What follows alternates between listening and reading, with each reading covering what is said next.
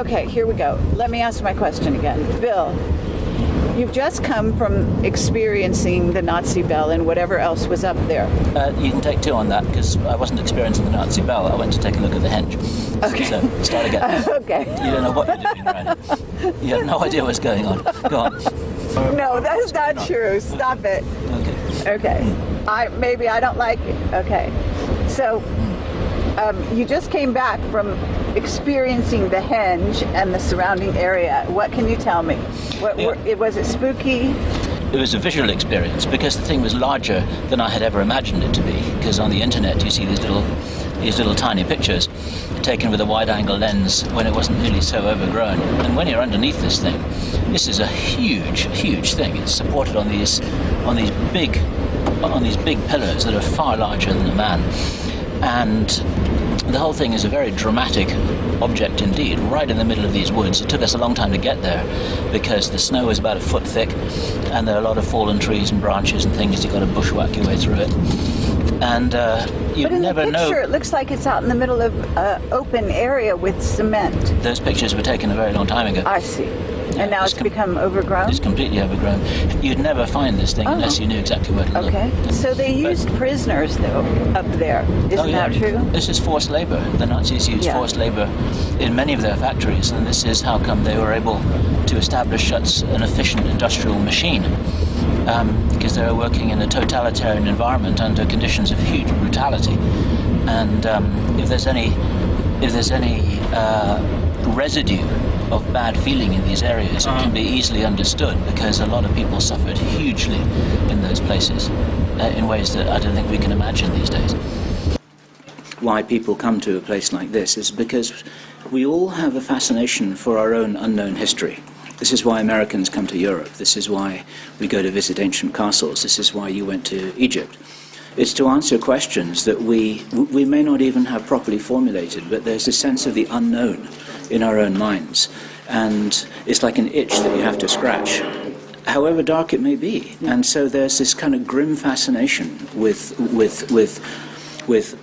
what is it that we're all jointly responsible for in our society, in our civilization?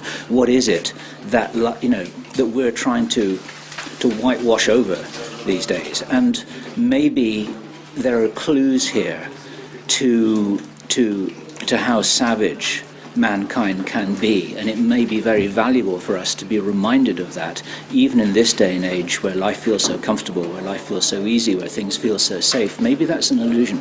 Maybe it's appropriate for us to remind ourselves about, how man's inhumanity to man is always there, like a dormant volcano. So this is Bill Ryan for On Project Camelot, and it's the 15th of October 2009. And I'll repeat the month again, it's October, it's not December. So Robert Felix from Ice Age Now would be quite interested in the strange anomalous weather that we've been experiencing here. This is pretty unusual stuff. We've got quite a few inches of snow, maybe even up to a foot in places. And what you can see behind me here, over my left shoulder, is this object that has become a sort of an iconic representation for all that is not yet fully understood about the Nazi technology, the advanced technology, that there is a lot of evidence that is gradually being accumulated by Igor Witkowski and others, that during the Second World War the Nazis were experimenting with things that even now, 60 years later, we might not fully understand in the public domain. And a little later on in this video you'll be seeing us talking with Igor in detail about the evidence that he's amassed to suggest very strongly to many other researchers that the Nazis were doing something very, very strange, and that this project here, which has become known as the Nazi Bell, may well have been the most top secret of all their top secret projects. And we've just been battling our way through the woods in the snow, as you have seen. And the first thing that struck me is that this structure here is enormous. I've seen photographs of it on the internet, as many of you watching this video will have done also. And I had not been prepared for something that was quite this large. We'll be talking with Igor later about what this was. It bears some strong resemblance to water towers But Igor has done a lot of research in this area, and we don't actually know for sure what it was used for. It's not the only piece of evidence at all which suggests the reality of these experiments that the Nazis were doing. It's interesting and it's visible, and as you can see here, it's pretty dramatic, but actually the core, the solid core of the evidence that suggests the reality of what the Nazis were doing actually lies elsewhere.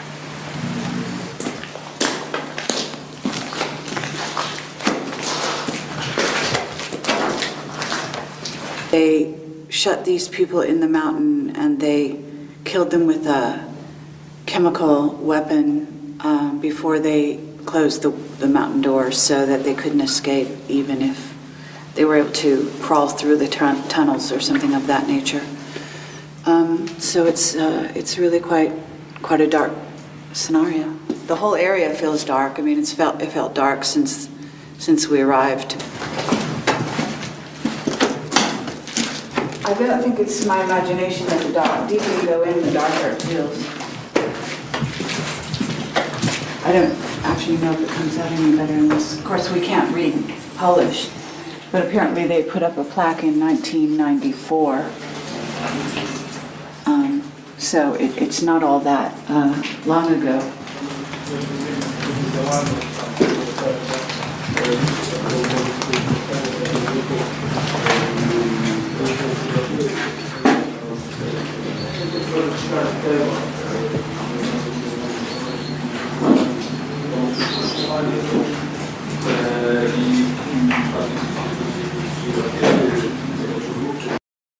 Okay, so this is Bill Ryan with Kerry Cassidy, and this is the 15th of October 2009, and we are... What are you trying to say?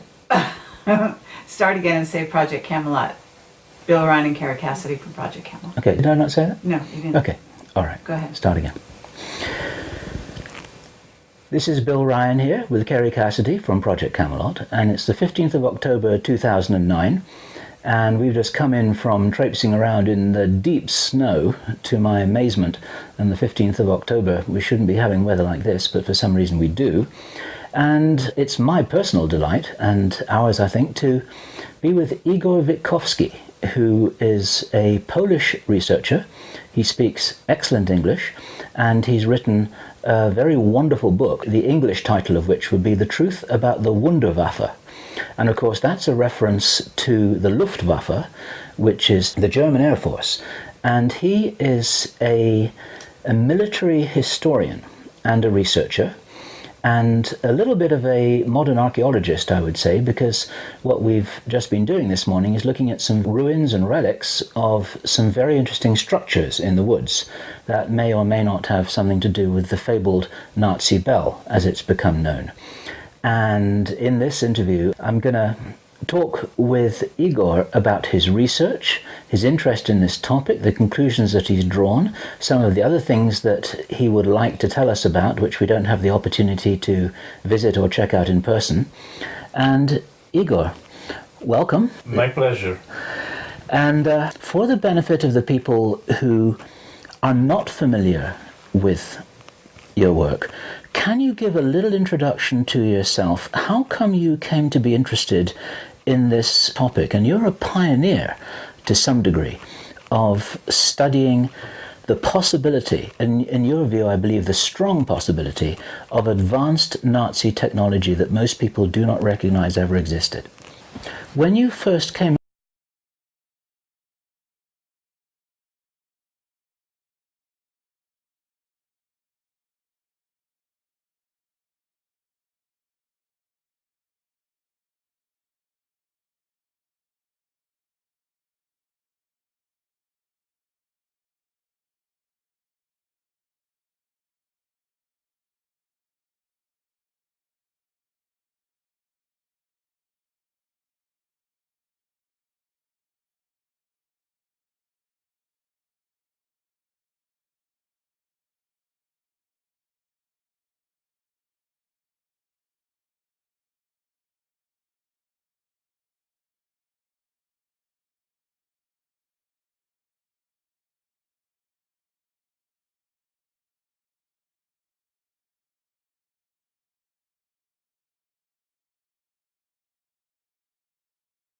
were you working with? You knew that there was something called the Bell that was important enough to be part of a strategic evacuation at the close of the war, right? Yes. And what you were doing then was you were putting together a puzzle from pieces of information that you collected. It started off with the interrogation protocols, which you just mentioned. And there was something called the Bell, but you didn't know what it was. It was evidently important enough to be evacuated as part of a major strategic evacuation, I understand it, towards the end of the war. Where did you go from there? Exactly, and it was stated in the original materials that it was the most secret research project of the Third Reich carried out during the entire war. And that was so amazing, so unusual, that first and foremost I tried to verify such a claim. Was it possible for such a project involving such a strange device to exist? And I have managed to find certain documents confirming that such a project, which was officially codenamed Kriegsentscheidend, which means decisive for the war, that such a project did exist, in fact. And it's a breakthrough, in my opinion, because nevertheless it doesn't fit any known existing pattern relating to weapons at all, to known German weapons from the time of the war. Okay, now, if this project was labelled as Kriegsentscheiden, decisive for the war, but obviously it wasn't decisive for the war because of the turn of events in history that we all know, this implied that this research project, if that's what it was incomplete in some way. They made some progress, but they never finished what it was that they intended to start. Yes, it does seem so, that they didn't manage to finish. I mean, the Germans didn't finish the project, but such a classification as a decisive for the war had to be based on certain science, and that was the most fascinating, encouraging element of this puzzle. It had to be something that could change the course of war, and I was trying to, based on my previous experience of military journalist and a historian, I was trying to develop this piece of the puzzle into a larger picture, and to explain what it could have been, what generally could be imagined to change the course of war based on such a physical phenomena as has been described in this case, which were very strange, very unusual. It was, frankly saying, that when I heard about it for the first time, I mean, I heard about the physical and biological effects of this device, of the Bell's operation. The first association that came to my mind, frankly saying, was the final sequence from the movie, Spielberg's movie, The Raiders of the Lost Ark, because it was something so amazing for the Germans themselves. So it was worth verifying such a claim, in a way. What was it that led you to understand that the physical evidence for the Bell was going to be in this particular location? Because you came here and then you found a whole lot of other stuff, didn't you? Exactly, that was the case, and there were some geographical names in this original German documents. I mean, interrogation protocols of these Germans, and among them, this area has been mentioned around Riese, and which is the giant underground factory. And there was also a mention that a mine that has been turned over into a military research facility. That this mine was used for this research from December 1944, if I remember correctly. And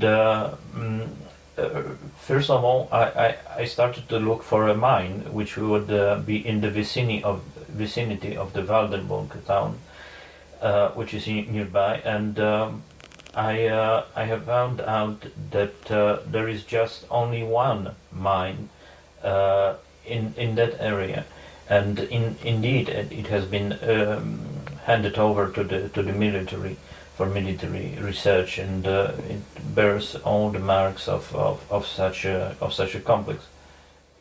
And in the process then of coming here to check all that out, then you found this device this structure which has become known as the henge. I think, was that your term for it, or was that invented by Nick Cook, who was the first Westerner, or the first guy from America, let's say, to come and check out this story based on the publication of your book? The henge, where did that come from, and what's all that about? I wrote about it as the first, and the henge has never been mentioned in the original documents. It's only my guess that it might have been used for such purposes. It's based on certain similarity to the description of the testing environment of the bell, that it has been tested in a chamber, underground chamber, filled with water to some level, to a certain level, in a place resembling a pool, lined up with ceramic tiles and so on. So when I saw the pool around the henge, I just thought that it might have been used as a test rig for such research, but it's just a guess. The henge, in fact, is not any proof of anything, and probably it wasn't used for the Germans. But on the other hand, it doesn't resemble any civilian construction as well. Yes, we looked at that this morning, and I must admit, I was really struck by how enormous this structure is. It's much, much larger than the measurements of the bell which you've just described. And if it is a test rig, it's an enormous test rig. Yes, because I was writing earlier about various aviation and aerospace projects. I was familiar with such a kind of test rig which is called fly trap, unofficially, and the first similarity or analogy that I saw was that it resembled such a circular test rig. Therefore, I was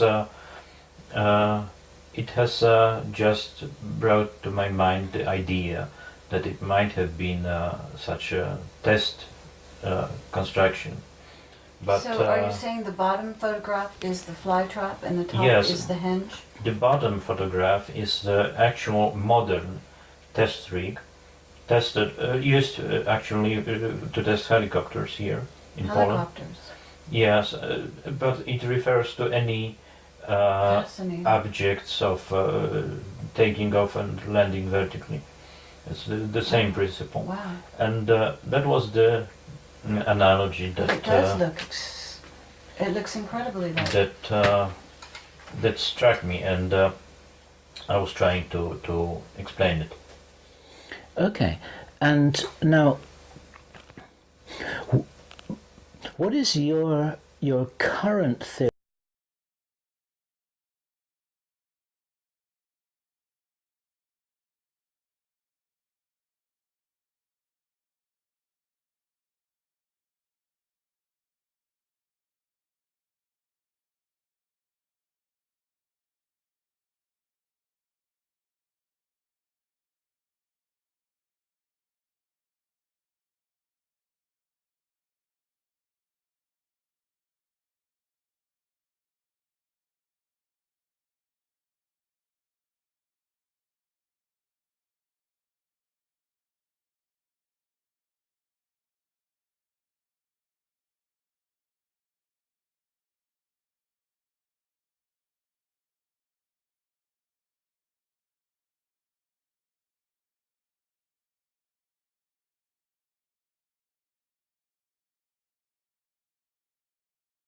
spin in opposite directions around the same axis, and inside of them there was some electric discharge of high voltage, around 1,000,000 volts, as later on it came out from the documents.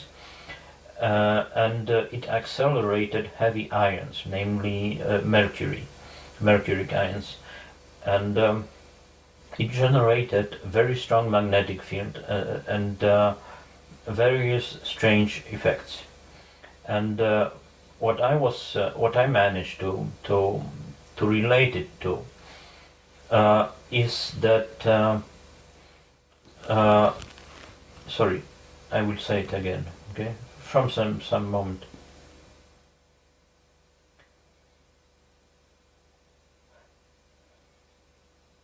It appears that the bell created vortices of plasma, of mercuric plasma, mercuric ions, moving with, spinning with very high speeds. And in this case, the analogy to certain modern research and physics is such that in such a device one can achieve the speeds of the order of 10% of the speed of sound, the speeds of the ions, yes, and 10% of the speed of light.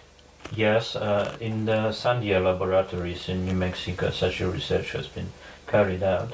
But did you mean 10% of the speed of sound or light? 10% of the speed of light.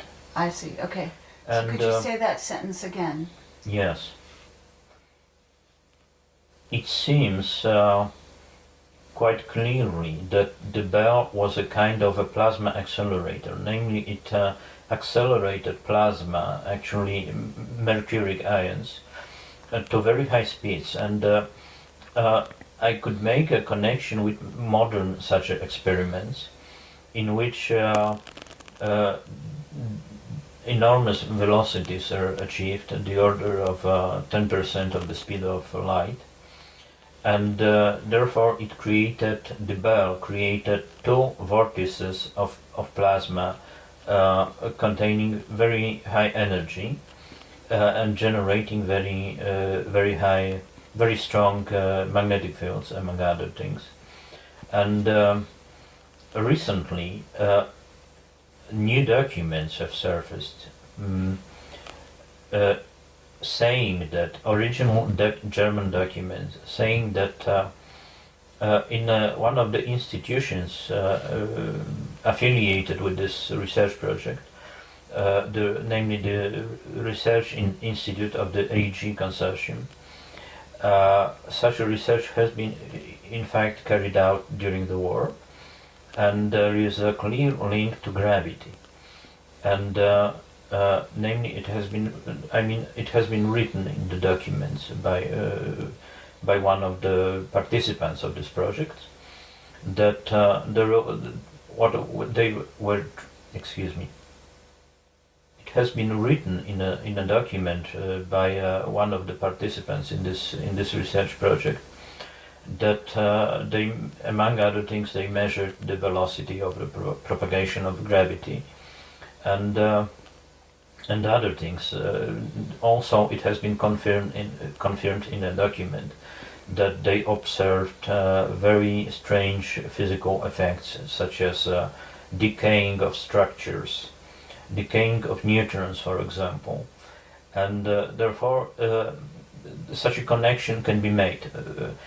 Further on, I was able to connect it exactly, or develop this thread relating to gravity, develop this aspect, gravitational aspect of this device. One indication that the bell was related to gravity research was the document from American archives, from the paperclip files, saying that there was a link between a certain project carried out in the AG Research Institute, which participated in this project, that there is certain link with gravity. Other indication that it was gravity related comes from the documents relating to pre-war activity of a scientist named Professor Walter Gerlach, who was one of the leading scientists of the Third Reich, by the way, and he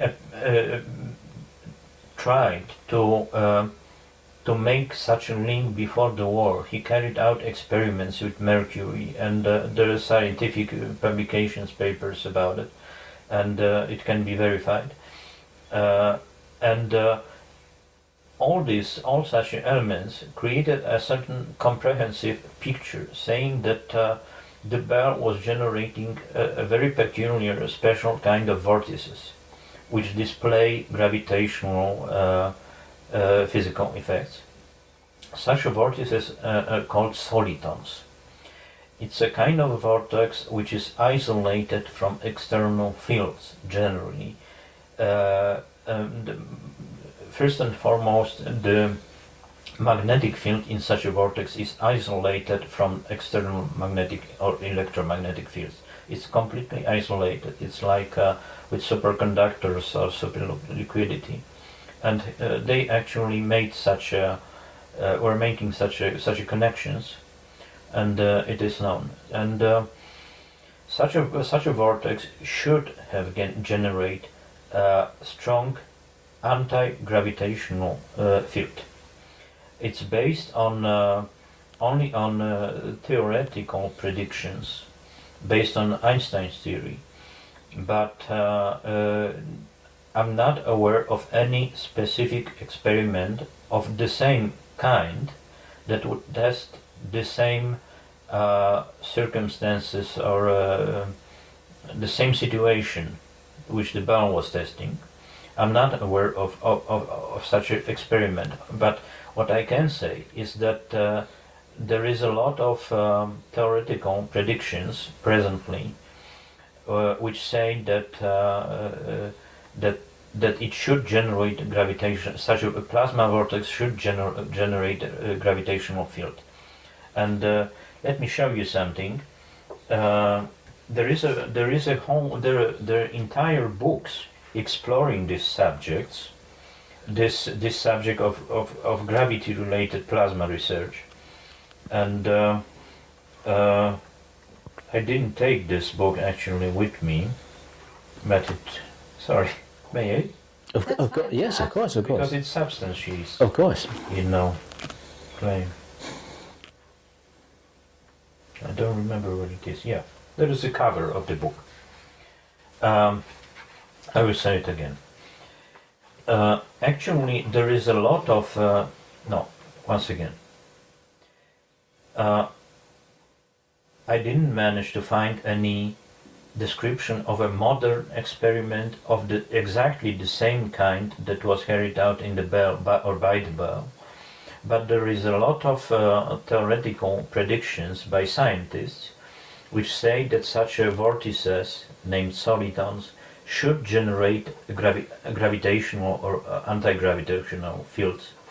And there is a cover here of one of such books which is dedicated to this problem. The problem is, however, such that these are only theoretical predictions. Nobody has made or reproduced such a device and tried to check it out. And it's a certain quite interesting phenomenon, because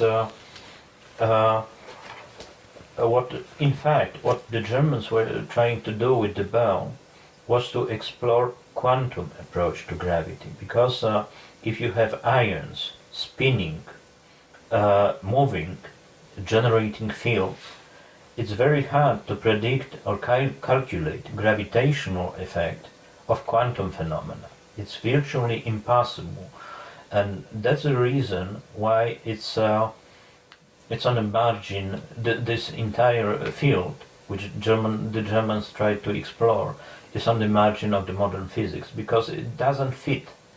One should have a quantum theory of gravity.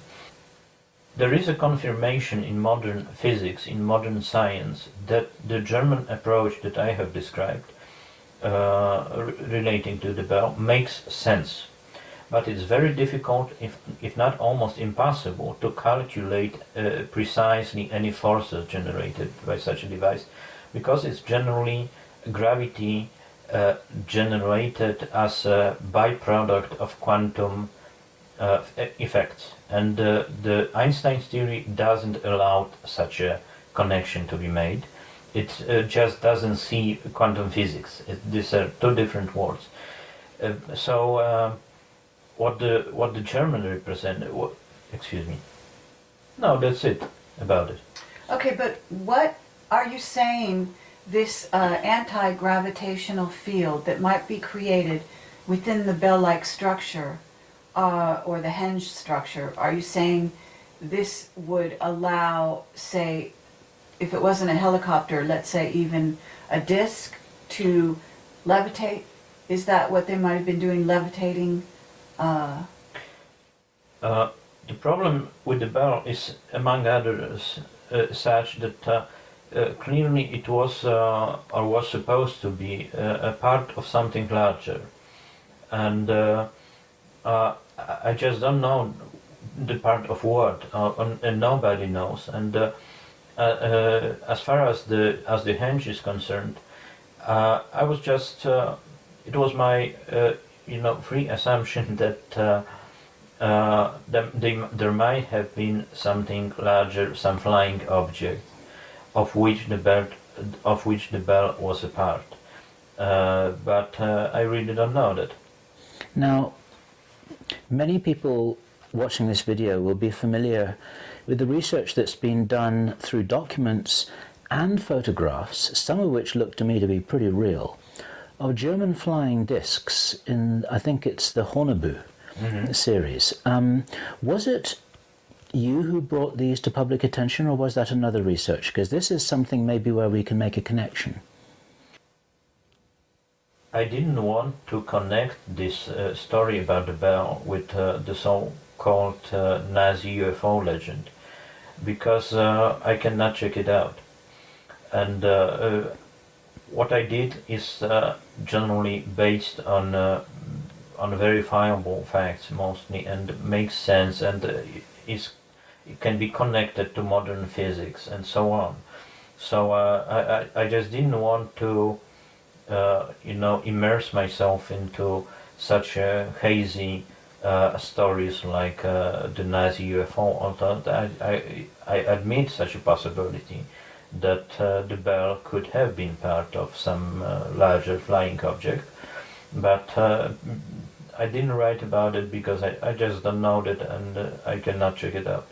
Okay, now, as a military historian, particularly interested in what the Nazis may have been doing, you must have been interested to check out the information from other researchers who produced photographs and I think documents with what look like blueprints. Are those photographs and documents authentic, or do you just not know? Why is it that that doesn't feel like compelling evidence to you? Because it looks very dramatic. I'm not sure if the so-called blueprints of the Nazi UFOs look are genuine. I just cannot check it out, and therefore because I knew that I will not be able to check it out. I wasn't interested in this story. I don't know that. So, but you're saying you found this bell, the henge structure, and it was painted with camouflage. Isn't this true? Yes. The so-called henge is looks like a finished structure. In the case of supporting structure for a cooling tower, it would be completely inside the cooling tower, which is generally filled with very hot water vapor, and such a green camouflage paint, nor the plaster, it wouldn't make sense, just because anyway it would be hidden inside of a larger structure. So it just didn't seem to me to be part of such a cooling tower. One more fact suggesting that it wasn't to be a supporting structure for a cooling tower is that there are no foundation underneath the henge to support such something that large, because it would have to be some 30 stories high. There are no foundations for such a thing. One question that arose in my mind when I was trying to research or investigate the physical aspect of the bell was that the question whether it was in Germany, in the Third Reich, any physical theory that would allow to perceive at all vortices of plasma as sources of gravity. And to my amazement, I have found one. There was a German professor named Pascual Jordan who has developed such a theory during the war, and still is almost unknown, but it was the first physical theory that treated vortices as sources of gravity. That's the piece of the puzzle that convinced me that it all makes sense. And in fact, I have a coworker who is a scientist specializing in this field, and for him it also makes sense. So it's not any pure fantasy or something. It's a real scientific challenge to this day. Sure. I must say what interests me about this is that if we take that sort of logical line of deduction which you've been presenting, that they seem to be experimenting with some advanced, practical, technical way of creating an anti-gravity effect. It really does look like that. And if this was a war-decisive technology, the next stage in the logic is they were trying to get something to fly in an advanced means of flying propulsion. And so I can't help then but take that logic to the fact that they were trying to get something to fly that might have been a disc-shaped object, and a disc-shaped object is perfect to have something rotating inside, some rotating plasma effect. It does seem to fit with some of these stories, rumors, photographs, documents that we've seen showing the apparent existence of a very primitive sort of flying disc. But it just interests me that you don't feel that you can go there because there's no evidence. I mean, those photographs look real to me.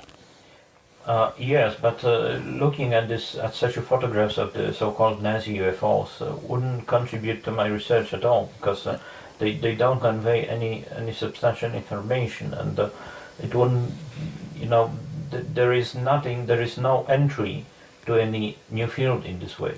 Okay. You said very interesting and good thing, that connecting this with war decisive, because it would be such a breakthrough.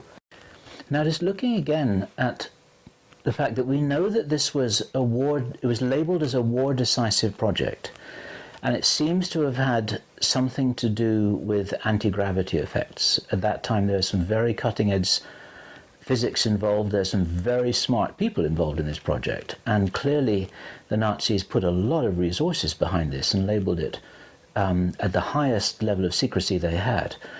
What is your personal idea about what this could have been used for? It might have been used as a part of strategic weapons, namely as an element of the propulsion system. And a scientist working with me on this as a consultant has once said that if they would master such a technology, indeed it would be a greater breakthrough than building a nuclear weapon, because it would be opening of the entire new area of physics, field of physics, and it would allow them to make a weapon carrying chemical and nuclear warheads, for example, or weapons, against which there would be no defense, as against the V2 there was no defense effectively, and it would allow them really to conquer the world. and I believe that the war would be over very quickly in such a case. One may say also that the Germans didn't have nuclear weapons to exploit such a breakthrough, but they also had chemical weapons, and they were, frankly saying, much more deadly and lethal. It was the newest generation of neurogases, so-called, which was so effective that they really could inflict major losses within a week or within a couple of days. And such a breakthrough certainly would be decisive for the war. So therefore, also from this point of view, it makes sense. Now, Okay, Sorry. I have to say that I don't understand how the anti-gravity. Yes. Okay. How does that link up with the Uh-huh. delivery system? How is that? If it's not a UFO, what is it? Such a breakthrough in physics, in mastering gravity, would enable the Germans to make a kind of platform object, flying object, against which there would be no defense, which would be able to reach any corner of the world and deliver the most destructive, lethal weapons that they had. Perhaps the Germans didn't have the nuclear weapons, but they also had a very destructive chemical arsenal, uncomparable in every respect with the Allied chemical or biological arsenals. It would be very deadly, and such a weapon that would enable them to deliver these weapons of mass destruction to the major cities of the United States, for example, would certainly be decisive for the war, and the losses would, on the Allied side, would rise in such a dramatic, at such a dramatic pace that probably it would end the war. now, let me ask you about nuclear weapons, because Joseph Farrell and I think also Jim Mars, and they're both pretty good researchers, they believe that the Nazis may have been on the verge of developing a workable nuclear weapon. In your opinion, is this possible? The Germans were much closer to manufacturing nuclear weapons than is generally thought, and I personally have recovered several documents from various archives saying that describing, for example, places where the nuclear weapons were actually manufactured, or revealing completely new segments of the German nuclear program, if there was such, by the way, because it was so. It is called compartmentalization, to divide various elements so that there is no, I would say, horizontal connection between them, and they don't know about each other. I have personally recovered many such documents saying that the German nuclear program was far more advanced than was previously thought, especially in the West, mostly because these facilities were located in the so-called latter Eastern Zone. Therefore, the Allied, the intelligence services of the Western Allies didn't have any access to them. They were located here in the Lower Silesia, in the Czech Republic, which was nicknamed by Hitler himself as the SS Dukedom, and the Western researchers never had any idea about it. Apart from the valley with the henge, there is the Riese facility, which was supposed to be the second largest underground armament complex of the Third Reich. And we in fact are in the middle of it, I mean very close to it, and it was supposed to serve as a final production assembly line devoted to the project of the Bell. Therefore, one may draw a conclusion that the bell was supposed to be part of a larger weapon that was supposed to be produced here, manufactured here. And although the Riese was supposed to be the second largest underground facility in the Third Reich, it was also a small fragment of a much larger complex.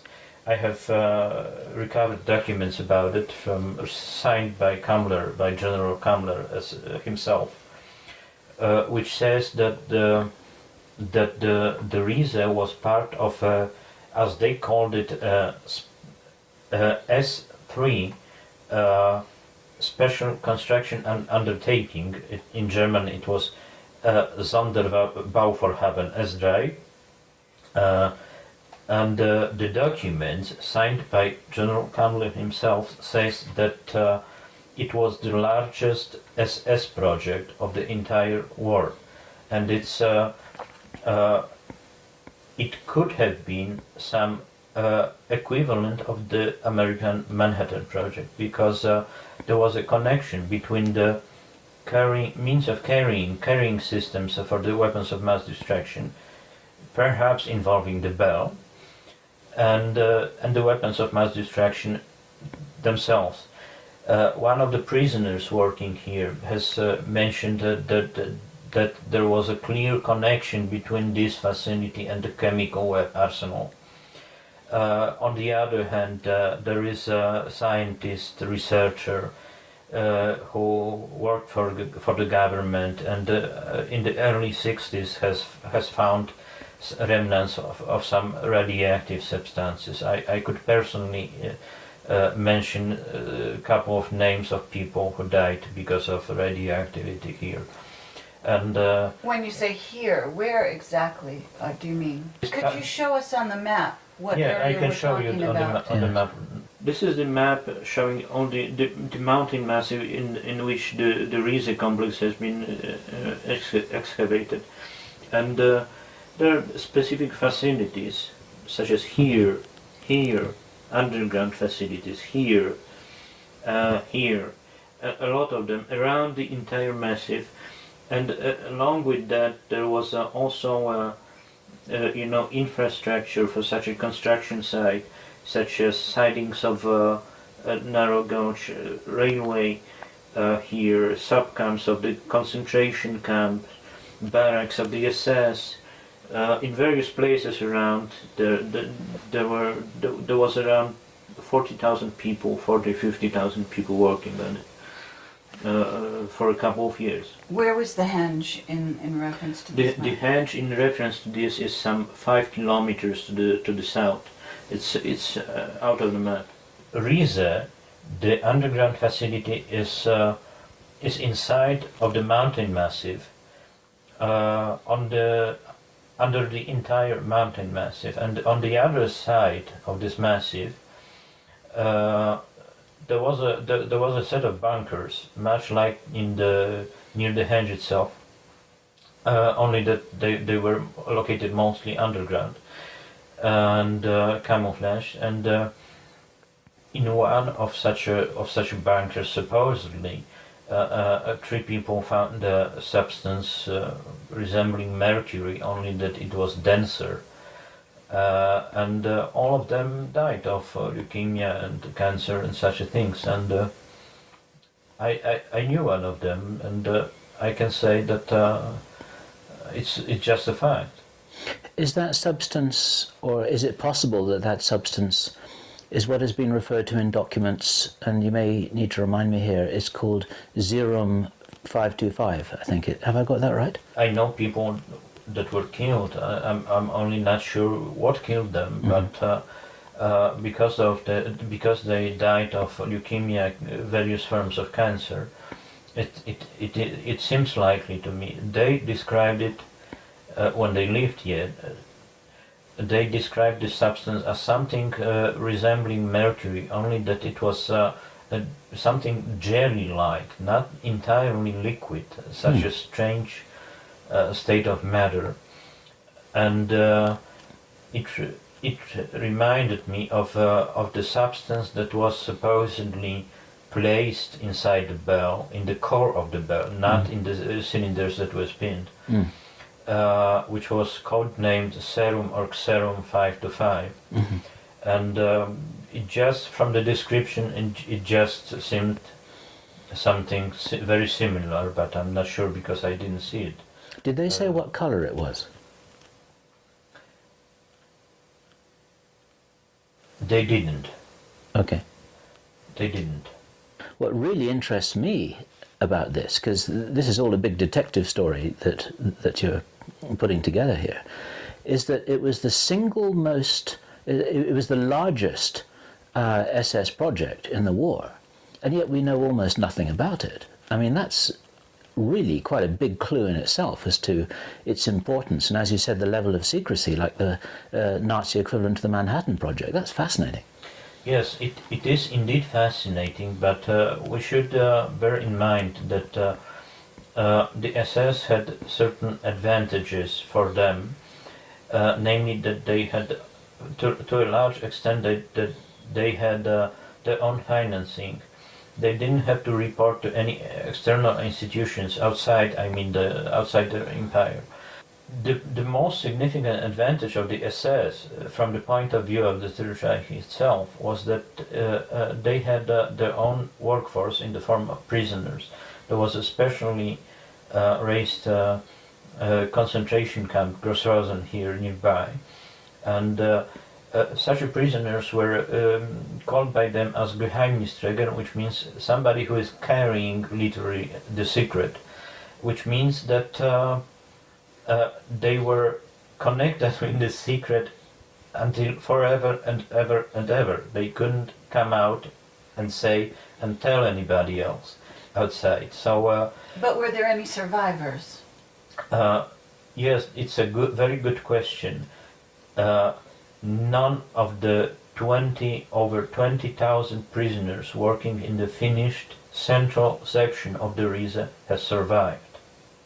One of the prisoners of the Grossrosen, who was a writer in the camp, has testified after the war to the Special Commission that he has every day he has reported the number of prisoners working, living every day to the SS, to the people from the SS.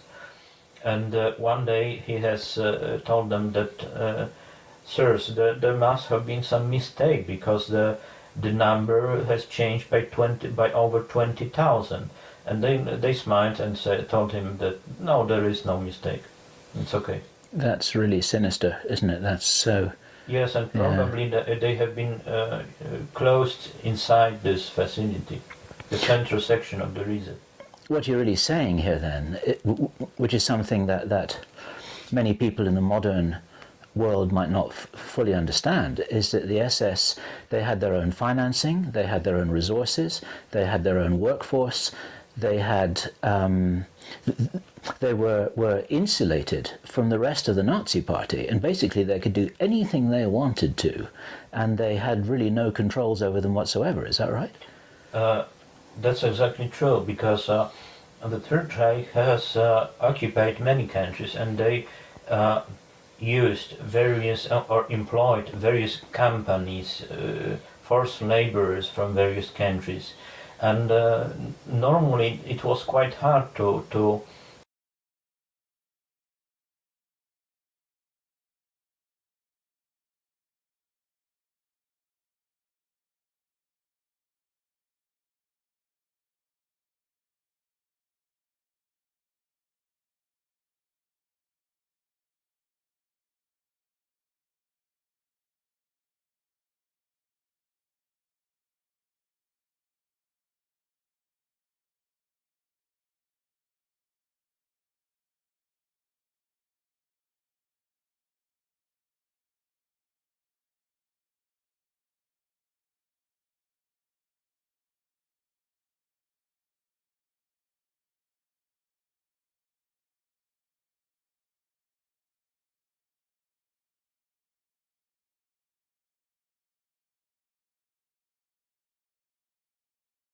was a mass extermination camp. It was, in this case, the camp Grossrosen was really only a distribution center for the workforce.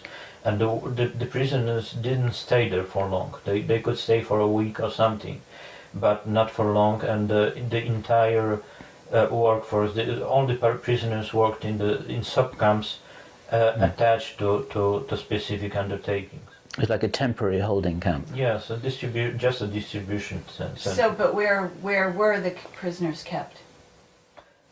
They were kept in wooden barracks mostly. Some of them lived underground in the tunnels. There is a difference between the parts of the Riza that we know today, which contribute to some 80,000 cubic meters underground, and German data from the time of the war.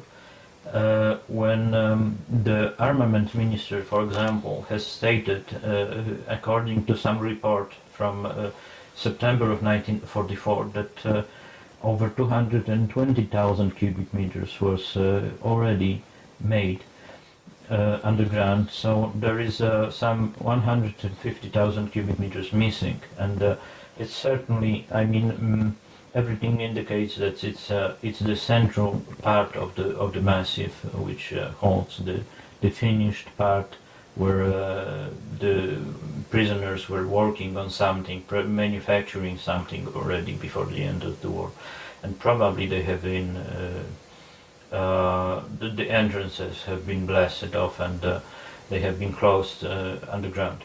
Would that have been part of the strategic evacuation? Yes, pretty much. Probably the same office of the Reich Central Security Office was dealing with that, and evacuations were just an extension of such measures aimed at securing crucial potential for the post-war period. When you were traveling here in the car, you used a term that I found most interesting, which was strategic evacuation, and that indicated to me that this process of evacuating to wherever they evacuated to, and whatever they evacuated, and whoever they evacuated after the war, was something that was carefully planned. It was like a strategic withdrawal. It wasn't just everyone running for the door. It was something that was a carefully coordinated military plan.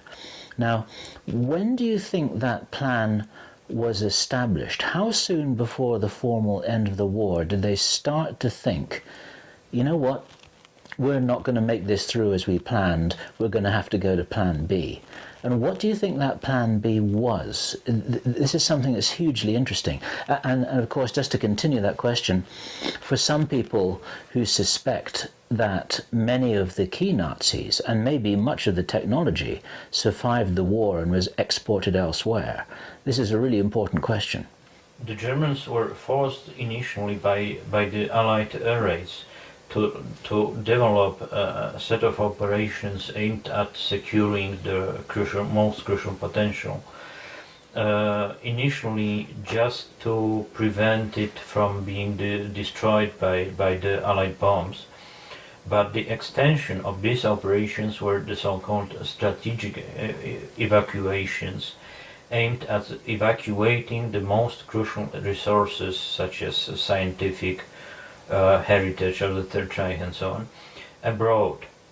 There was a set of deals signed with Japan and with Argentina, and that was to facilitate such evacuations, and in fact everything indicates that the Bear project was evacuated to Argentina and was continued for some time, because there is a clear connection and continuity.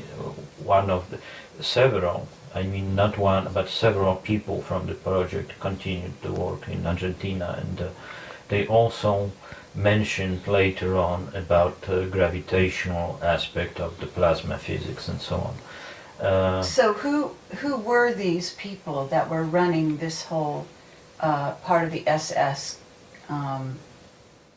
Evacuation. Well, not just the evacuation, but also the RISA facility. Who were these people?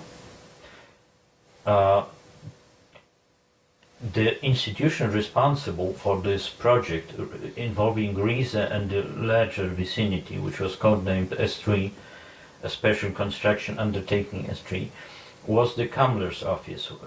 It was called Sonderstab, which means special staff for special undertakings related to armament production, the most state-of-the-art, involving the most state-of-the-art weapons. Sorry about. Okay, but so it was Himmler, you're saying? Yes, the SS generally. Yeah, but who particularly from the SS, when you say they also continued their work in South America, who are we talking about? The SS was coordinating the research, the project as such, but wasn't involved in the research. There were no SS scientists in it. Who was involved? Do we know the names of anybody? Yes, we do. The most important was Professor Walter Gerlach, who was responsible for the physical aspect of this project. The project was codenamed Chronos / Laternentrigger. The one codenamed referred to physical aspect of it. The other one referred to medical or biological aspect. And it's not certain which one referred to which one. But the project was codenamed Chronos. Which means time. It doesn't mean time exactly. It means a Greek god. Yes, it is a god. Okay. And he was Who the gave god. people something. Okay. I don't remember now. But it's a very interesting legend about it. I mean, as far as Greek mythology is concerned, it's not time as such. Okay. It's interesting, worth checking it out. The most important person was Professor Walter Gerlach in this project, who was responsible for the physical aspect of it. He researched on the spinning of mercuric ions extensively before the war, tried to connect it with the so-called isolated vortices, which means solitons. It's all verified, published, and so on. The other person was SS Gruppenführer Ernst Robert Grawitz. He was the only SS scientist in the team. He was responsible for the medical and biological effects aspect of this project, and he was chief of the Institute of Hygiene of the Waffen-SS. But he committed suicide before the end of the war. What about Werner von Braun? There is no indication saying that Werner von Braun or all the rocket scientists were involved in this project, except for one. There is one who was whose name was Kurt Debus, who was responsible for the high voltage equipment related to the bow, and he worked later for NASA. He was one of the directors of NASA. Joseph Farrell showed us some interesting photographs of Kurt Debus and Werner von Braun together at NASA, which is an interesting question. This remains unanswered. Working on rocket, not just NASA, but working in Florida on a rocket program. Debus was one of the few, the only one scientist that was recruited from Peenemünde, and that's probably why he has been employed by the NASA after the war, becoming one of its directors.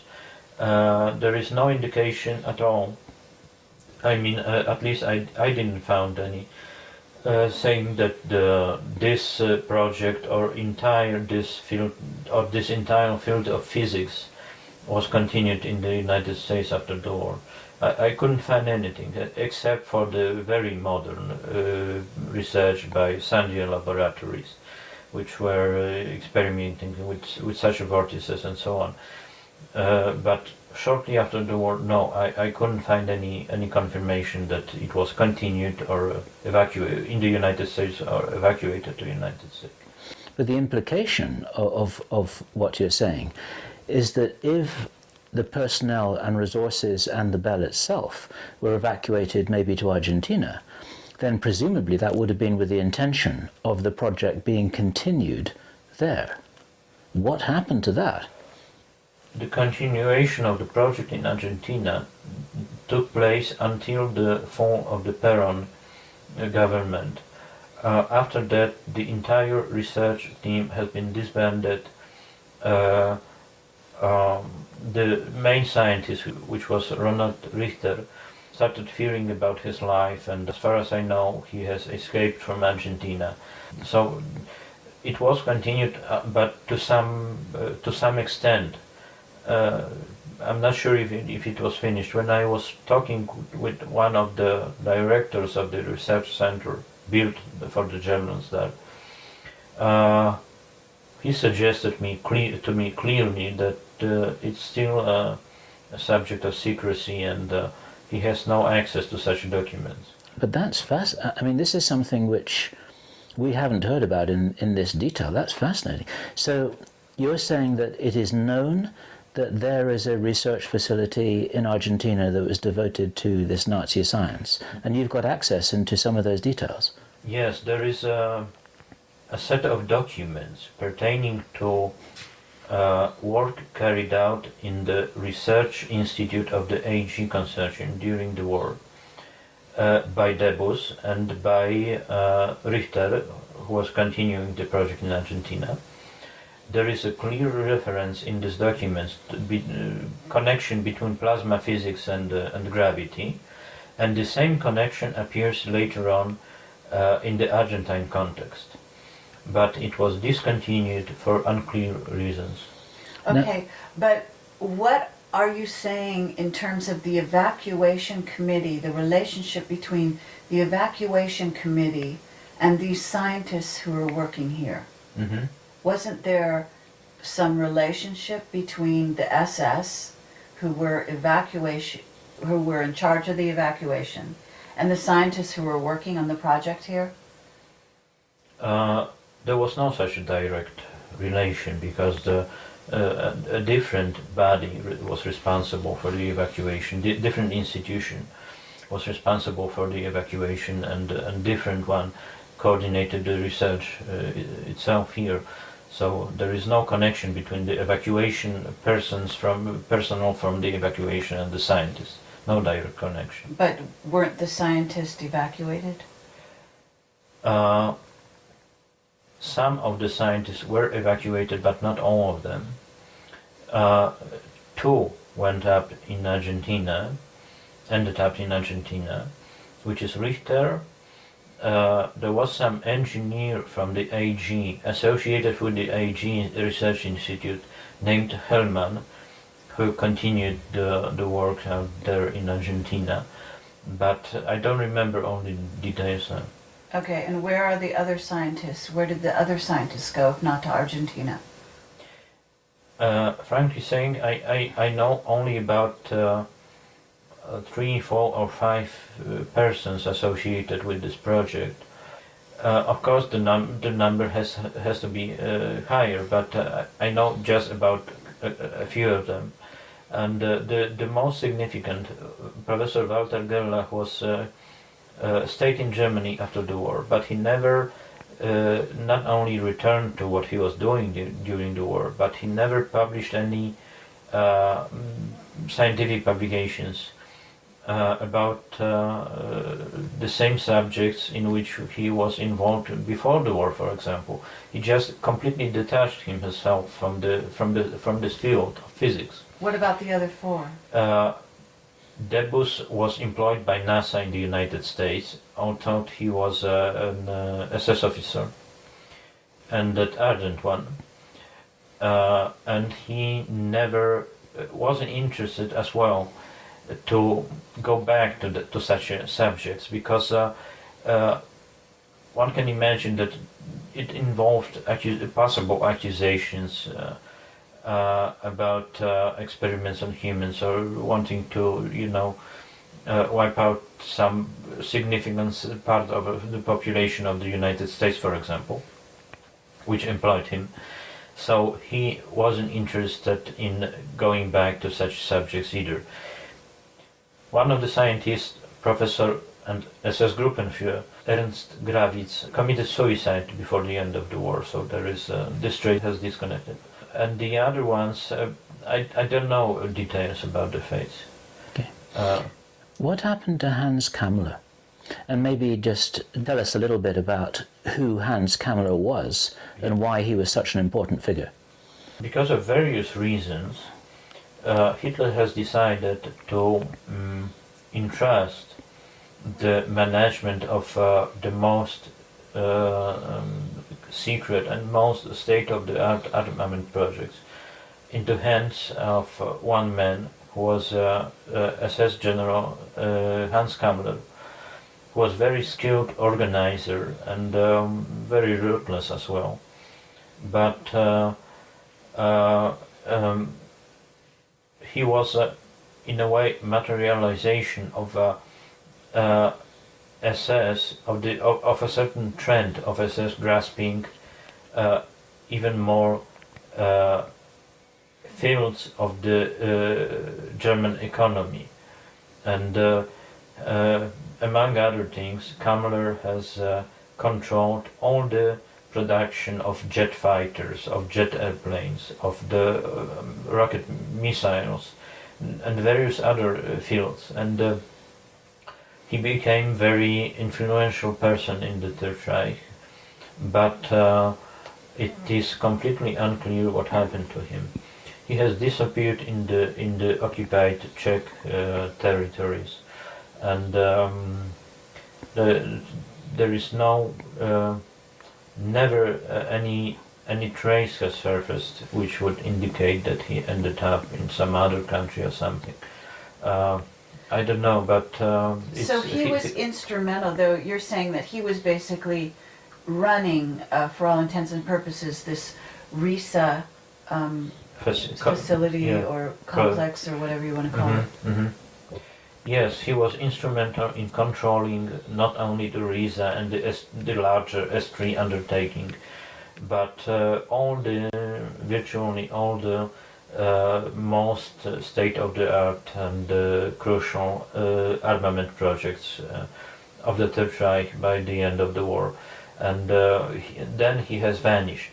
He just disappeared somewhere in the occupied Czech territories, and there was never any trace of him after the war. Was there ever any indication that Hitler visited the RISA? There are rumors that he did, but and nearby there was underground headquarters, Hitler's headquarters, under construction. But personally, I believe that he didn't visit it, because it would attract attention of the enemies to this place, which was still almost unknown, except for the Russians, which were very well oriented in this business. What do you mean the Russians were well oriented in this business? Several years ago, I had talked with a man who was employee of the Academy of the General Staff in Poland, military, and he told me about who coordinated, for example, the scientific aspect of the intelligence reconnaissance of this area on the Russian side. And he has mentioned a certain person who Lev Andreyevich Artsemovich, academician, which is something higher than professor in the former Soviet Union.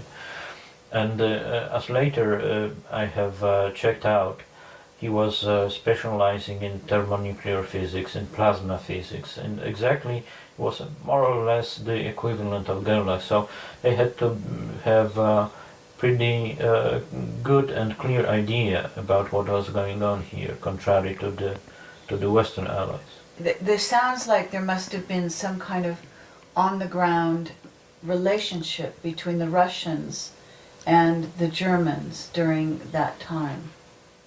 Yes, it's a very interesting question, and such a relationship can be traced back to the pre-war period in a very strange and amazing way, namely that Professor Walter Gerlach was trying to make something on the basis of such a vortices that I mentioned on the solidons, has consulted the Soviet Nobel Prize winner Peter Kapitsa, who was of Polish origin, by the way, His parents were Polish, and because Kapica has developed a theory describing such a vortices before the war. It pertained to so-called superfluidity, but the description is the same because these are almost the same kinds of vortices. So there was such a cooperation. Probably Kapica, or the Soviet partner of Gerlach, wasn't aware of what was the purpose of that, and obviously it was before the beginning of the war with the Soviet Union. But there are some certain connections between the Third Reich and the Soviet Union in this respect, often amazing ones. Let me ask you a question which goes into a different area here. I'm still really interested in the Argentina connection, and how you say that, as far as you can tell, that activity ceased round about the breakup of the Perón administration. But surely after the war, the Americans would have been very aware of what was happening in Argentina. Their intelligence capacity would have informed them of what they were doing. Surely the Americans knew about all of this. I'm not sure if the Americans knew this, because just an example that gives some idea. There was a very ambitious effort by the Israeli special services to kill the Nazi war criminals hiding in Argentina after the war, and it all failed. And as far as I know from the materials that I saw, commonly known only that it may not be known in the UK or the United States, but it's based on the materials published in Poland. It seems that they didn't even manage to work out how the Nazi organizations work in Argentina. They didn't really have an idea. That's my impression. So I'm not really sure. It was a very well organized system created by the Germans in Argentina. It was not a group of amateurs. They were all professionals, and it was pre-arranged and very well planned. And it worked like a professional system, and had a backing of the Argentine services, such as counterintelligence. They co-worked with each other, and I wouldn't say that it's so obvious that the United States knew about what was going on at the time. I'm not that sure. There must have been something in it for Argentina as a state, though. There must have been some quid pro quo, some exchange for Argentina, for them to have taken this risk of harboring all of this activity, these resources, this scientists, this technology. Yes, there was a kind of a deal between the Germans and certain people or services from Argentina, because not with Argentina as such. A deal in which the Argentines got the technology which they tried to develop later on. They got a lot of money from the capitals of the Nazi Party, of the SS, of the Third Reich as a whole, in exchange providing security and some kind of hideout for these people. It was kind of a deal, and mutually beneficial. But didn't you say that there were companies that developed a relationship, I think maybe you even said, even before the war, with the Germans, with Argentine companies, because there were materials in Argentina that they were bringing and shipping over here for use, even perhaps in the Reza area? Always, the Germany maintained very high-level industrial links with Argentina, or commercial links, even before the war. And because there is That's one of the reasons, because there is a very high German minority there. It may not be very numerous, but it is influential, and always was influential. And this personal connections, or connections between institutions, for example, Perón was educated in a German military academy. Later on, he served as an Argentine military attaché in Berlin. And so they didn't really have to look far for such a connection. It was natural, and the natural extension of such links was that during the war, Argentina, as a neutral country, has provided precious for the war raw materials for the Third Reich. And later on, the same connections, the same links, the same organizational infrastructure was used to evacuate certain things to Argentina. So there was a fluent transition from one stage to another. It was. But weren't there also certain raw materials that are special? In other words, they can't be found in Europe, that you said that Germany was getting from Argentina? Yes, Argentina was a kind of a gateway to the entire South America, from which they could obtain various precious materials such as platinum, such as tungsten, a whole lot of stuff, and it worked very well. Argentina could ship it to Spain, for example, or to Sweden, even grains such as rye. Food in large numbers, and it worked very well. What about the close proximity to Antarctica of Argentina? For a long time, I thought that it's a kind of a fantasy that Antarctica, the Antarctic, played a role in such measures.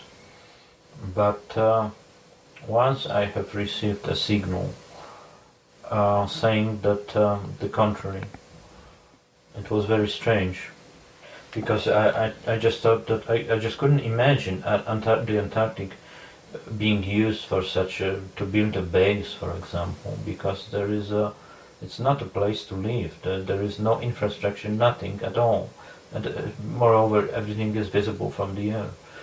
But apparently there was some a net of supplying bases, provisional bases out there, maybe not exactly in the Antarctic, but on the islands surrounding the Antarctic, lying between the Antarctic and the South America, for example. Because once I had such a signal, yes, that there was some Germans were performing some duty there. When you mean a signal, do you mean a clue? Do you mean some information? Do you mean something that somebody told you? What does that mean, a signal?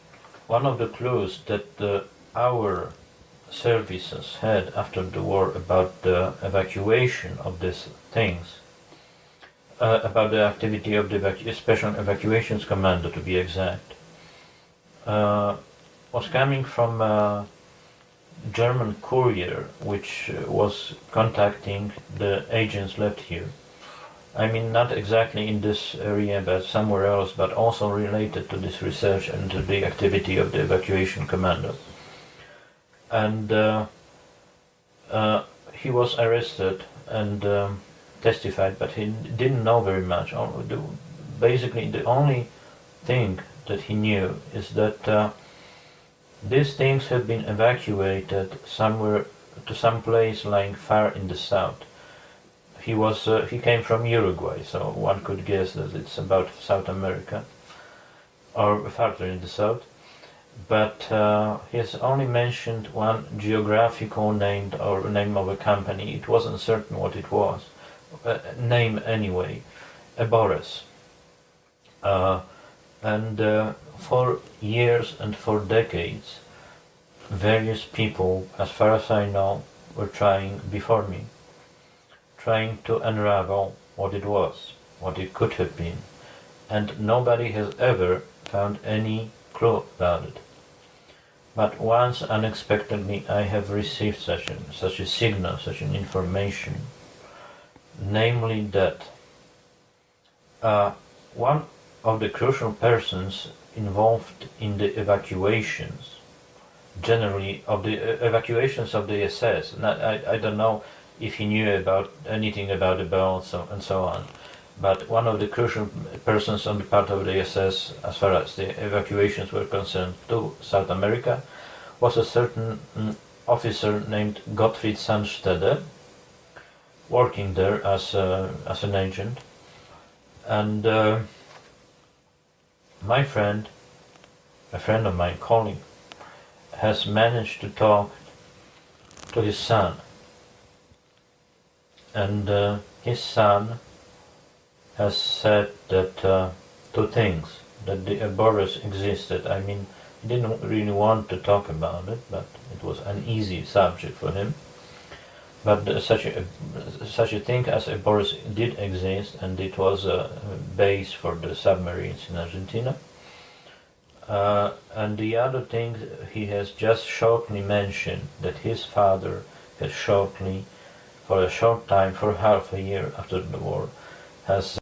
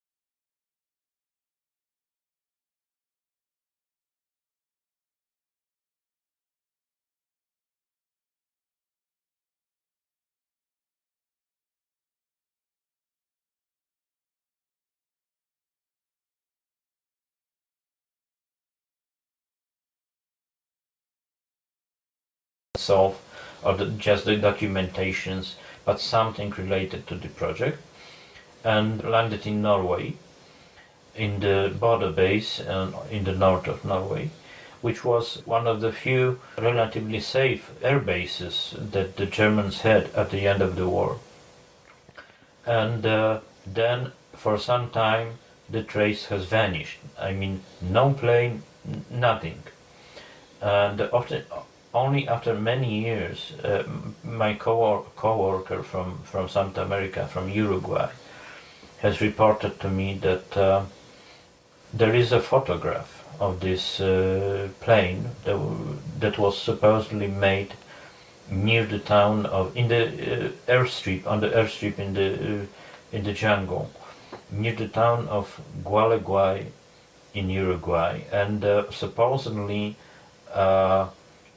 the shipment has been moved to Argentina, evacuated to Bariloche in Argentina, and the plane was they just got rid of the plane, leaving it pulling it into the Uruguay River, and supposedly it is still lying on the river, but I didn't check it out. That's a fascinating story. That plane could have, it had the range to go from Norway to Argentina or to Uruguay if necessary. It didn't have the range to go to Argentina directly, because it's around 15,000 kilometers or so from Norway. But it could go to Uruguay. And in fact it was one of the very few airplanes able to refuel in flight. That's interesting. I didn't know they had that technology in the war. But also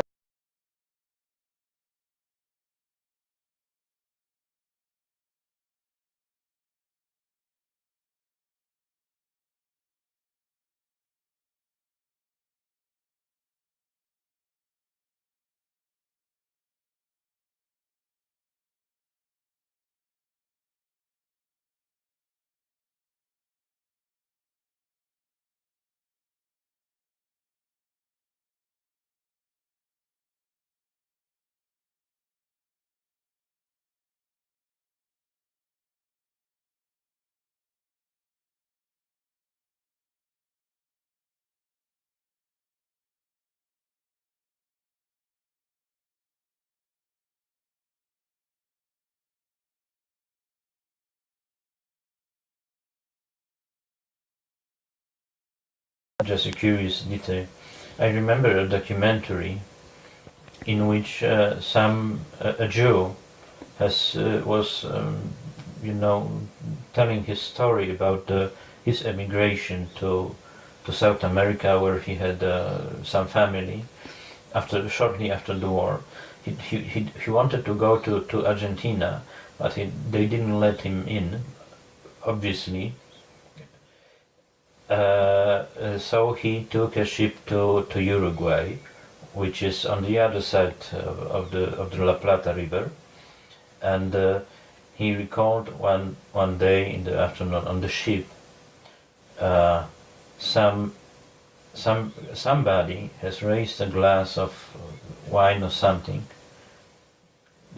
and saying to somebody else by the other table that, "Herr Captain, you have killed 5,000 Jews," and raised the glass. That's amazing. It was really what they were doing out there in Argentina. They knew that they are safe, and they did it pretty much openly.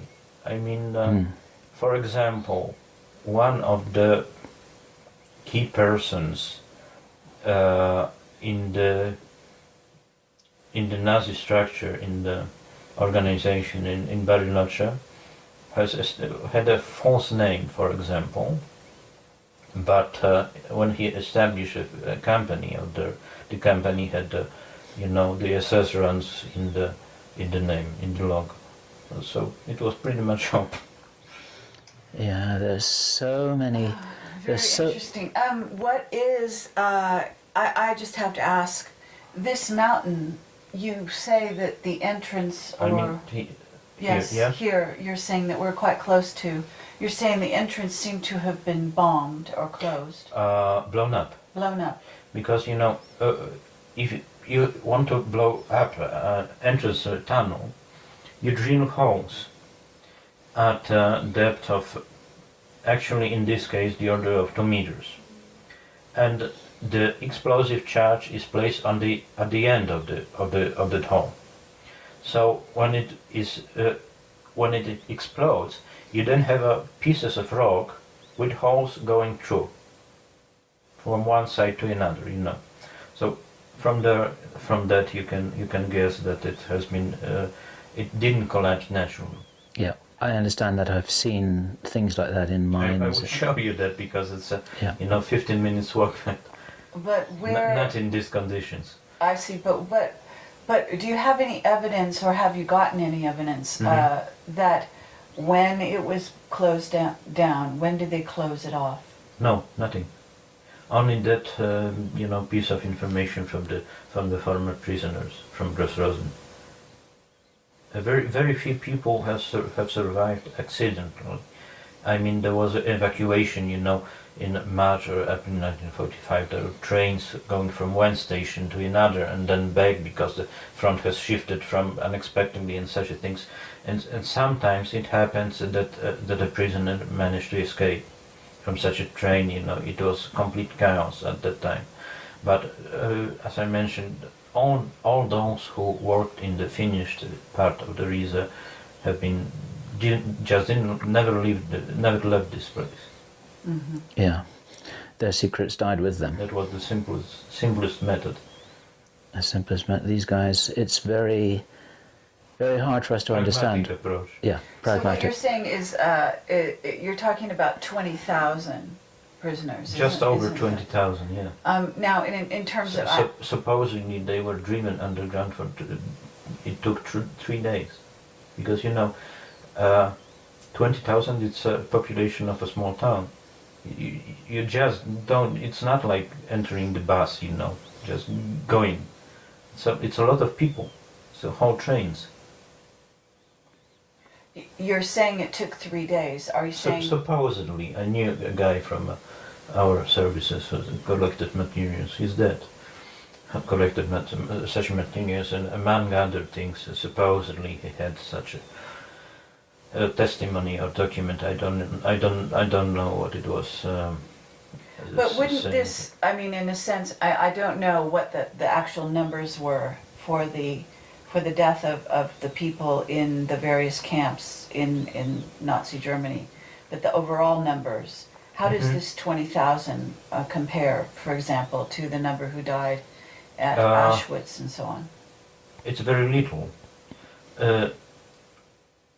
All these prisoners, the number of all these prisoners going through the Gross-Rosen concentration camp was relatively low. It was, I don't know really, I don't know, but it's the order of 100,000 compared to around 3.5 million exterminated in Auschwitz, I guess. I'm not sure.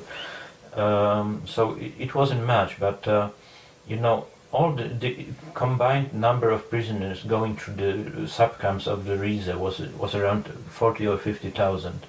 So 20,000 in this respect was quite a lot. So generally, very few people have survived who have anything to say about it. Very few. Yes, it's not a question of these guys going into an extermination camp. They were just presumably exterminated once they ceased to become useful. This is the expedient approach which these guys had. Exactly. Only the project, generally, may I say, is... Yes. Yes, Mr. Long. Apparently, the entire project was a result of a cooperation between the SS and the Luftwaffe, who had a monopoly on the Air Force, generally. Luftwaffe is Air Force in German. And the Luftwaffe wanted to create much better conditions for the prisoners. And according to the prisoner who worked in technical chancellery of the Gross-Rosen camp, there was a special commander of prisoners in Ludwikowice and Ludwigsdorf, where the Henge is, which was under supervision of the Luftwaffe and not of the SS, which had pretty exceptional conditions, exceptionally good, very normal meals with milk, warm dinners, unlike in the concentration camp for the SS. But supposedly it was some special commander working on something very important, and obviously, as one can guess, they didn't survive. But sometimes such exceptions had happened that the conditions were much better. There was also a special commander of children here used for the experiments, around 200 children, supposedly. I didn't check it out, but there is a researcher specializing in such things. Well, that would be of special interest because the use of children or... Mentally handicapped children. Oh, mentally really? Do you know, were they autistic? I don't know who did. Okay. Because there's some new information coming forward about autism and the link between autism and being precognitive. In other words, seeing the future. I mean, there is a... And there would be some link with Chronos. There is an assumption that they were used for the experiments, because one of the persons playing a crucial role here, which I just forgot to say about him, was Professor Hubertus Struckholt, who was a pioneer of space medicine, and he ran an underground facility nearby, which is, as I mentioned, there was an SS special S3 undertaking encompassing Riese, probably the Ludwikowice, Ludwigsdorf, and various other places, facilities. And one of them was the underground space research facility run by Professor Hubertus Struckholt. He said about it in an interview for a Polish journalist in the 1960s or something, I don't remember. And he has said that he has tested some kind of he said that it was a simulator of a space flight, but actually it was controllable, namely that when the propulsion worked very intensively or high energy was involved, something like that, that thing, the cabin, capsule, system, whatever, I don't know, was hard to control, for example, and it was known that this commander of children was dedicated to his research post. So it was assumed that they were used, these children, for experiments. But it cannot be certain, perhaps, for other reasons. He was a professor of medicine, so various things are possible, I just don't know. Okay, but Chronos, to get back to the notion of the top secret, the sort of...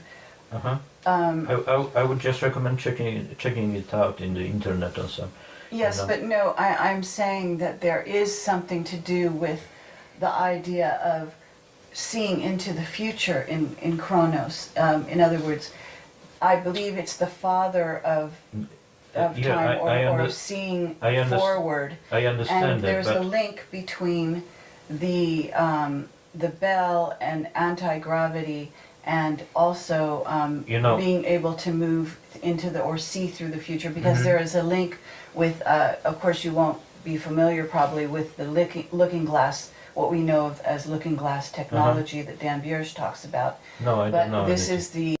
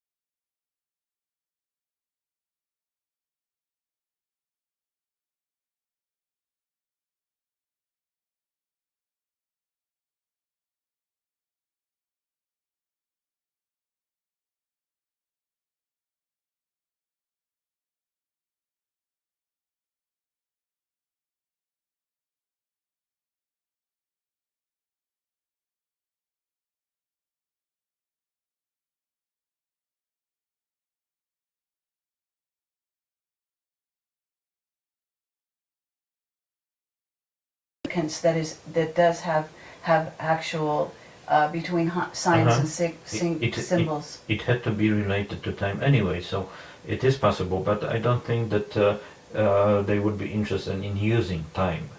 Okay, but in terms of an anti-gravity, using anti-gravity as a propulsion system, or as a method of what you called getting, in other words, if you're getting, distributing Making a weapon to a delivery system, it almost seems that in itself wouldn't be an efficient means, because if you use anti-gravity to get something from one place to another, isn't it possible that the thing itself cannot be, it has to lose material, because it must dematerialize in a sense? No.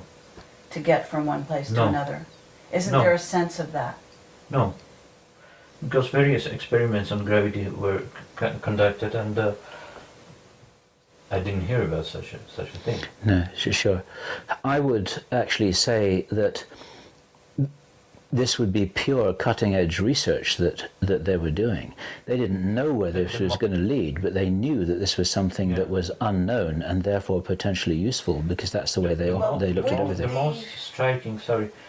most striking thing for me is that they had developed theory, as I mentioned. Professor Pascual Jordan, in connection with Professor Gerlach, had developed a theory describing this on the basis of quantum physics, which could be a breakthrough. Almost nobody knows about it. He was supposed to receive a Nobel Prize after the war for that, but after his connections, links from the time of war were revealed partially, somebody else has got the Nobel Prize. But that's a strange thing, because it cannot be debunked. It was itself a breakthrough. It was, I don't have to add that Einstein's approach wasn't that obvious for them, for ideological reasons. That's one reason, and the other one, Germany was a motherland of quantum physics, and they had no reasons to believe a theory which is abstracted from everything else in the physical world. That's okay. Well, it may be because I'm not a physicist, but is there some way you can draw some kind of parallel into? I mean, because you're acting as though everything needed to be very practical, and yet this in itself is a theory of matter, right?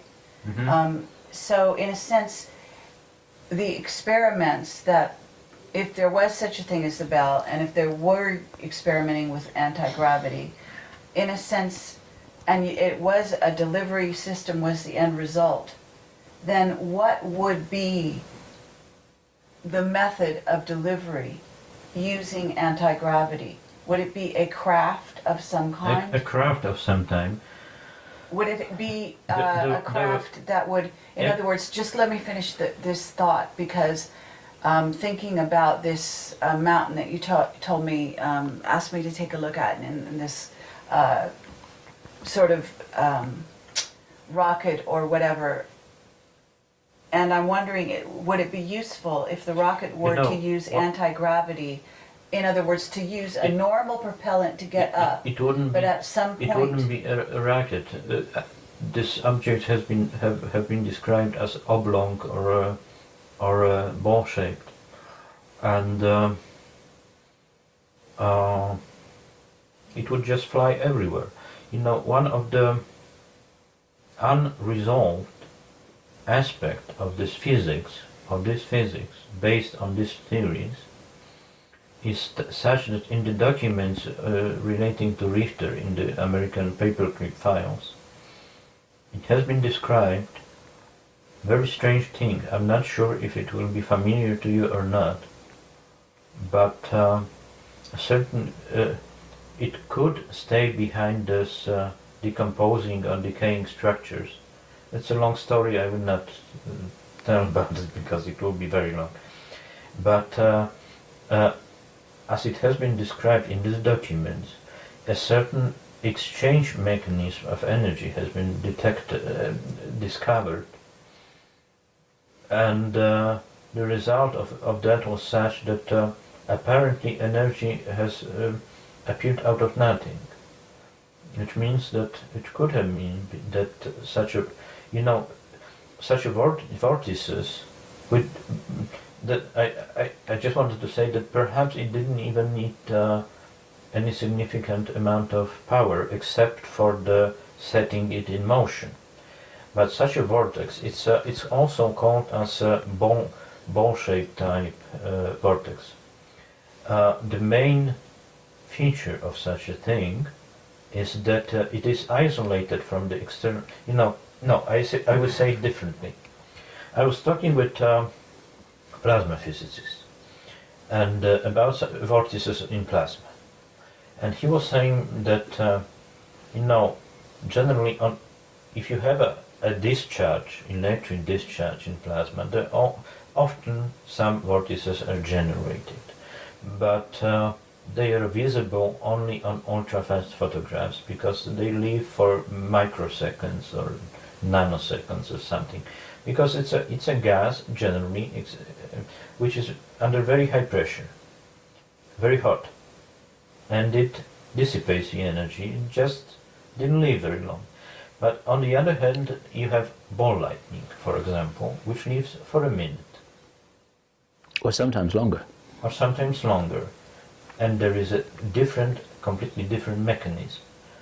It's not such a normal vortex as we can see normally, because the fields are isolated, then it's almost entirely a different world in itself, such a bubble of closed, time-space in a way, because it penetrates obstacles such as glass and metal, and goes right through it. It doesn't need energy.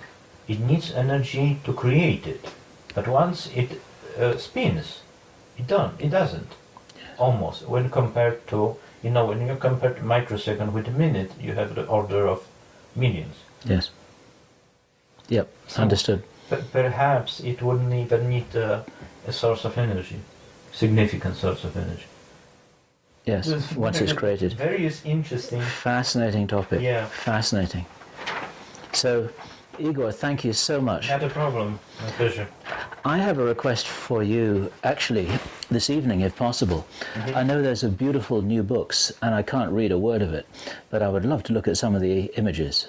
Oh, but it is also striking, this picture there is one more that you had. interesting thing, maybe not for the camera.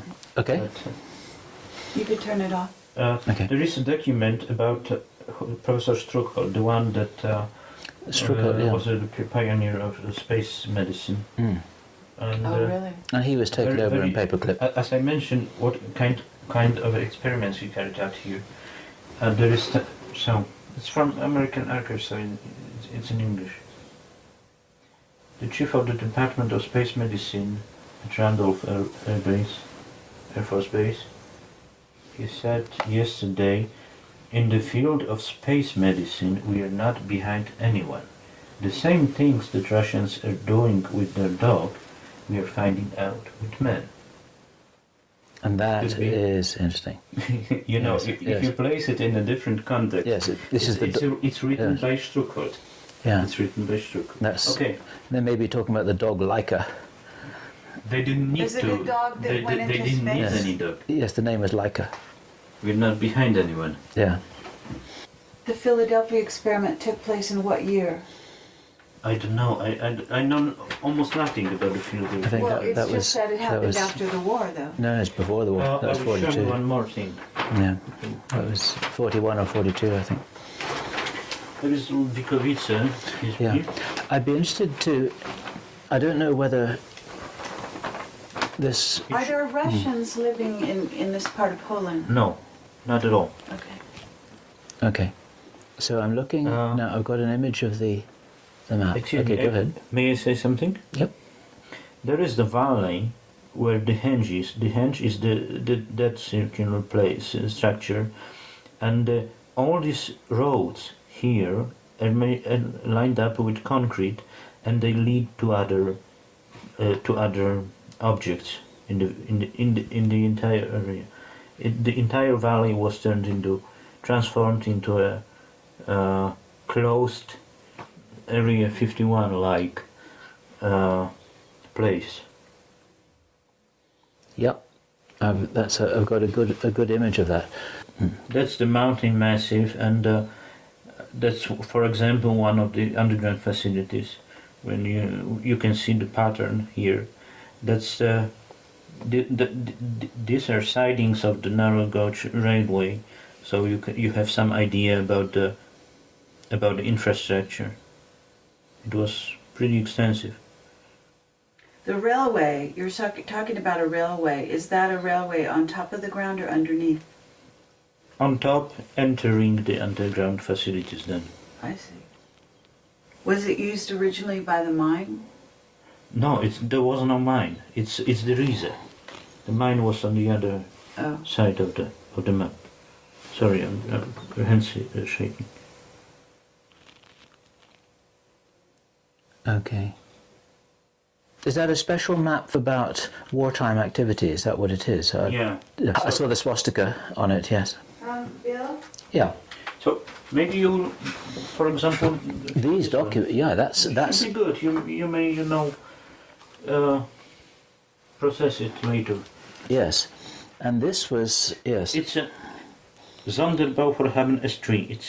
It says that there was a larger undertaking than the Riese, and that it was the largest such a project of the SS at all. And the document Which part of it? is signed by Kammler. Does it say camera? Yeah, doesn't say, but It doesn't- it's just his signature. Okay. This is important stuff. Where it says that it's the most. Just a moment, It's okay. just that little phrase. The document says that the Reichsführer SS, which means Himmler, has ordered certain things to do, but Kammler responds that it is not possible because the office C4, because this office is completely engaged with the Sonderbau für Haben SJ, and therefore cannot execute such a task. Is absorbed with all its forces, with Alan Crafton, with this project, and therefore cannot execute anything else. Okay. With all its forces, you know, when Cameron responds that all Yes. his forces of his office Yes. are engaged in something. Yeah, it means he's doing something that's top priority. Yeah. Yes, I understand.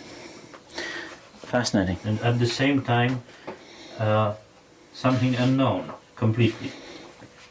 Yes, Previously. yes, yeah. I have. It's not says that it's reason, but just a moment. I have such a page from. It's a book. It's called List of Code Names of German underground undertakings, Oh, that's interesting. which says that the S3 encompassed the Hitler's headquarters in the East Prussia, Riese, Bad Charlottenbrunn was about of the Riese, Riediger, which is a communication center for the Riese, and for the entire area here, and Fürstenstein, which was the Hitler's headquarters, also within the S3. It's some 15 kilometers from here. Okay, got it. Thank you. All right. So, thank you very much, Igor, for this fascinating testimony. I know that this is a research in progress. It continues. And I would really like to keep in touch with you to learn what you continue to learn as you're following this very interesting trail. Thank you. Thank you too. It's my pleasure.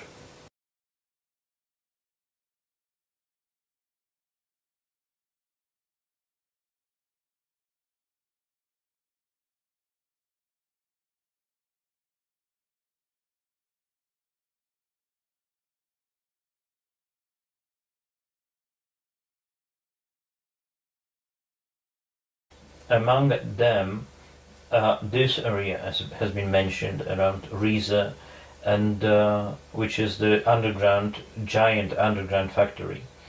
And there was also a mention that a mine that has been turned over into a military research facility, that this mine was used for this research from December 1944, if I remember correctly. And first of all, I started to look for a mine which would be in the vicinity of the Waldenburg town, which is nearby, and I have found out that there is just only one mine in that area, and indeed it has been handed over to the military for military research, and it bears all the marks of such a complex. And in the process then of coming here to check all that out, then you found this device this structure which has become known as the henge.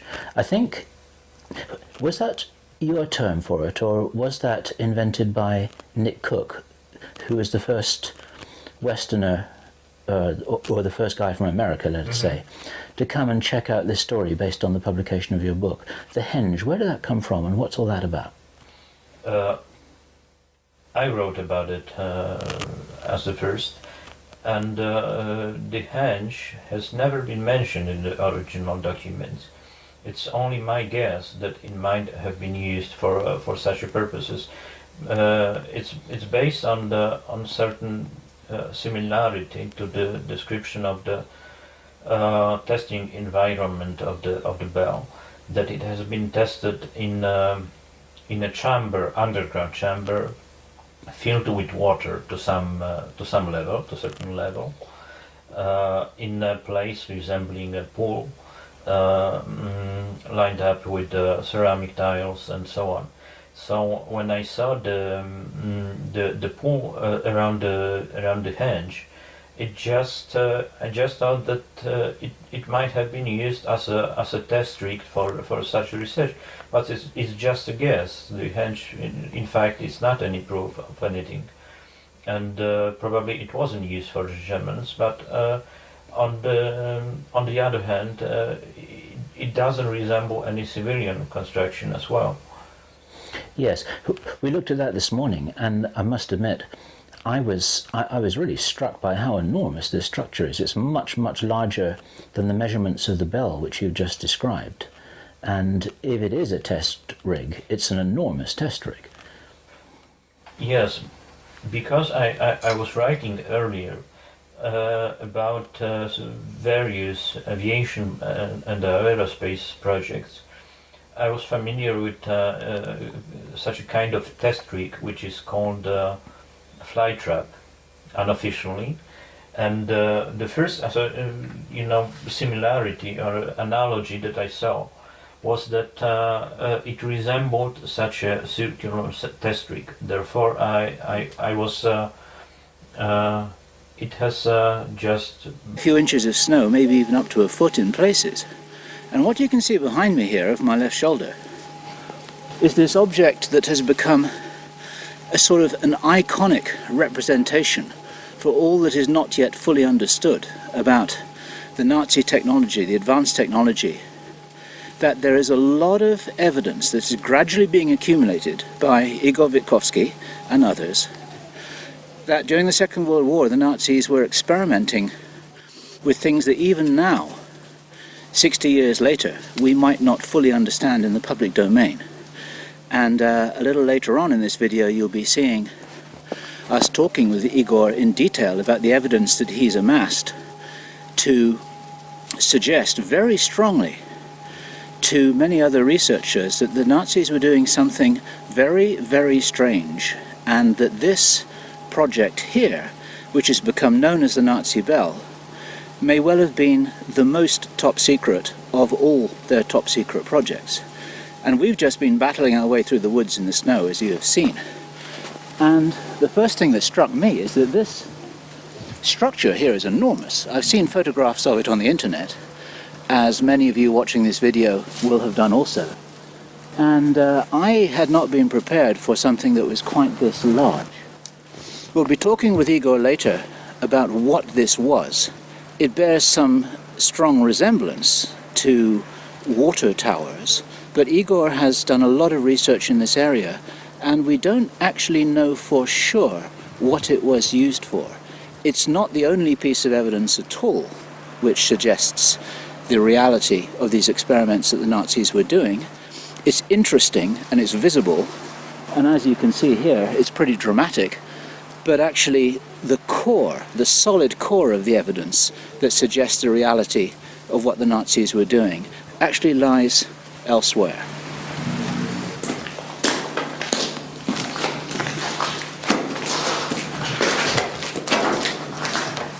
They shut these people in the mountain and they killed them with a chemical weapon before they closed the mountain doors so that they couldn't escape, even if they were able to crawl through the tunnels or something of that nature. So it's really quite a dark scenario. The whole area feels dark. I mean, it felt dark since we arrived. I don't think it's my imagination that the deeper you go in, the darker it feels. I don't actually know if it comes out any better in this. Of course, we can't read Polish, but apparently they put up a plaque in 1994. So it's not all that long ago.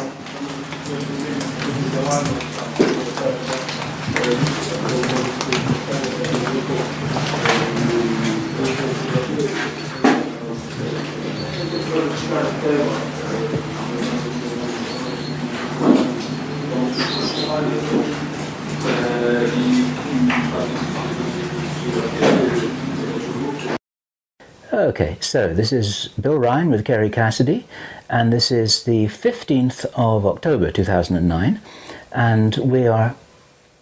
What are you trying to say? Start again and say Project Camelot. Bill Ryan and Kerry Cassidy from Project Camelot. Okay, no. And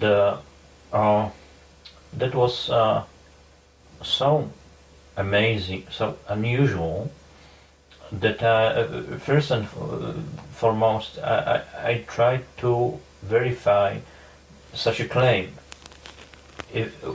Was it possible for such a project involving such a strange device to exist? And I have managed to find certain documents confirming that such a project, which was officially code-named Kriegsentscheidend, which means decisive for the war, that such a project did exist, in fact.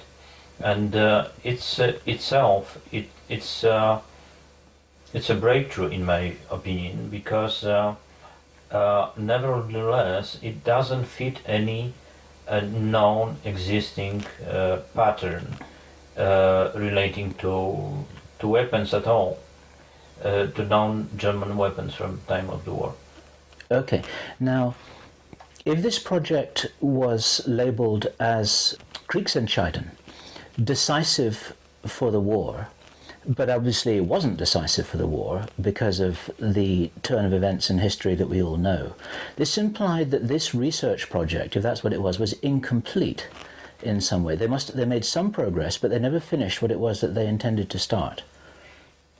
Yes, it does seem so, that they didn't manage to finish. I mean, the Germans didn't finish the project, but such a classification as a decisive for the war had to be based on certain science, and that was the most fascinating, encouraging element of this puzzle.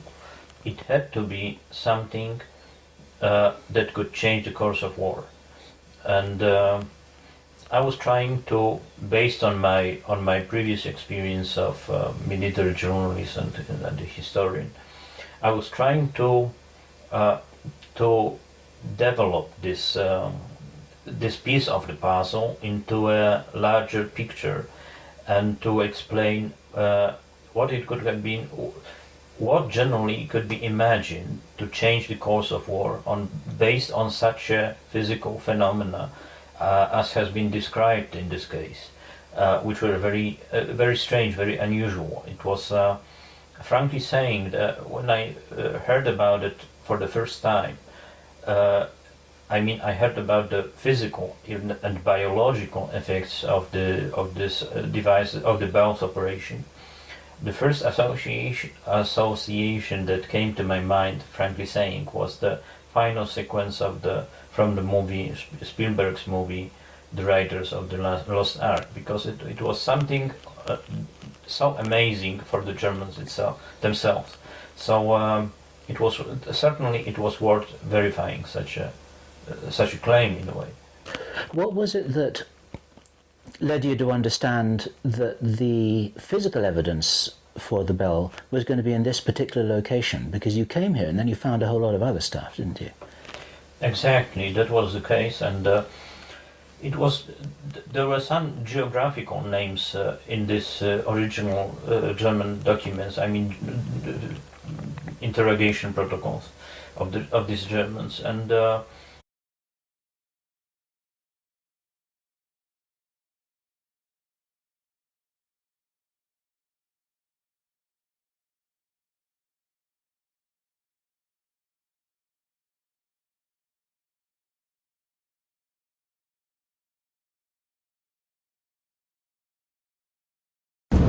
Okay, here we go. Let me ask my question again. Bill, you've just come from experiencing the Nazi bell and whatever else was up there. You can take two on that, because I wasn't experiencing the Nazi bell. I went to take a look at the henge.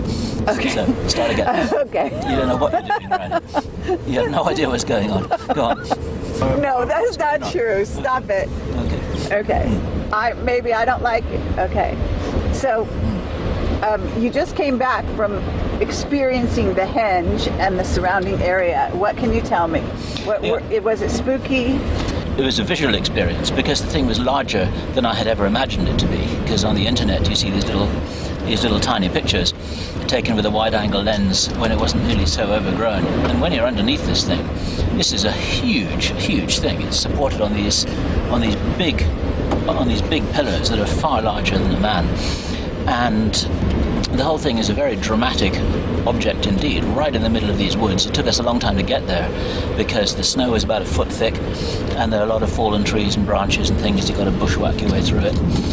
And you never know. But in the picture, it looks like it's out in the middle of open area with cement. Those pictures were taken a very long time ago. I see. Yeah, and now it's become overgrown? It's completely overgrown. You'd never find this thing unless you knew exactly where to look. Okay. So they used prisoners, though, up there. Isn't that true? This is forced labor. The Nazis used forced labor in many of their factories, and this is how come they were able to establish such an efficient industrial machine. Because they were working in a totalitarian environment under conditions of huge brutality. And if there's any residue of bad feeling in these areas, it can be easily understood because a lot of people suffered hugely in those places in ways that I don't think we can imagine these days. Why people come to a place like this is because we all have a fascination for our own unknown history. This is why Americans come to Europe. This is why we go to visit ancient castles. This is why you went to Egypt. It's to answer questions that we may not even have properly formulated, but there's a sense of the unknown in our own minds. And it's like an itch that you have to scratch, however dark it may be. And so there's this kind of grim fascination with what is it that we're all jointly responsible for in our society and our civilization? What is it that that we're trying to whitewash over these days? And maybe there are clues here to how savage mankind can be, and it may be very valuable for us to be reminded of that, even in this day and age where life feels so comfortable, where life feels so easy, where things feel so safe. Maybe that's an illusion. Maybe it's appropriate for us to remind ourselves about, how man's inhumanity to man is always there, like a dormant volcano. So this is Bill Ryan from Project Camelot, and it's the 15th of October 2009. And I'll repeat the month again, it's October, it's not December. So Robert Felix from Ice Age Now would be quite interested in the strange anomalous weather that we've been experiencing here. This is pretty unusual stuff. We've got quite a... Did I say that? No, you didn't. Okay, all right. Go ahead. Start again. This is Bill Ryan here with Kerry Cassidy from Project Camelot, and it's the 15th of October 2009. And we've just come in from traipsing around in the deep snow, to my amazement. On the 15th of October, we shouldn't be having weather like this, but for some reason we do. And it's my personal delight, and ours I think, to be with Igor Witkowski, who is a Polish researcher. He speaks excellent English, and he's written a very wonderful book, the English title of which would be The Truth About the Wunderwaffe. And of course that's a reference to the Luftwaffe, which is the German Air Force. And he is a military historian and a researcher, and a little bit of a modern archaeologist, I would say, because what we've just been doing this morning is looking at some ruins and relics of some very interesting structures in the woods that may or may not have something to do with the fabled Nazi bell, as it's become known. And in this interview, I'm going to talk with Igor about his research, his interest in this topic, the conclusions that he's drawn, some of the other things that he would like to tell us about, which we don't have the opportunity to visit or check out in person. And Igor, welcome. My pleasure. And for the benefit of the people who are not familiar with your work, can you give a little introduction to yourself? How come you came to be interested in this topic? And you're a pioneer, to some degree, of studying the possibility, and in your view, I believe the strong possibility, of advanced Nazi technology that most people do not recognize ever existed. When you first came